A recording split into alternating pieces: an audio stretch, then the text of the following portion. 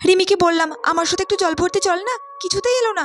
সামনের দিন ও যখন আমাকে বলবে আমি ওর সাথে জল ভরতে যাব না। যাই বাবা, আমি একা একাই জলটা ভরে আসি। কিন্তু আমার ওইদিকে একা একা যেতে খুবই ভয় লাগে। ওই 301 নম্বর রুমটার সামনে দিয়ে যেতে কেমন একটা আওয়াজ আসে।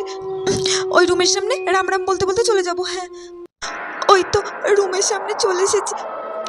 রাম রাম রাম রাম রাম রাম রাম। এই পূজা। এ কি রিমি, তুই তুই তো আমার সাথে জল ভরতে আসলি না, তুই তাহলে এখানে কি করছিস? আসলাম তোর সাথে জল ভরতে যাব তাই। ও তাই? উফ, তাও রিমিটা আসলো, একটু সাহস পেলাম। কিন্তু রিমি, তোর এই জায়গাটায় কাটা কিসের দাগ? একটু আগে তো কোনো দাগ ছিল না। ওই একটু দরজা লেগেছে। চল, ঠিক আছে চল চল, আমার সাথে জল ভরতে যাবি, চল আয়।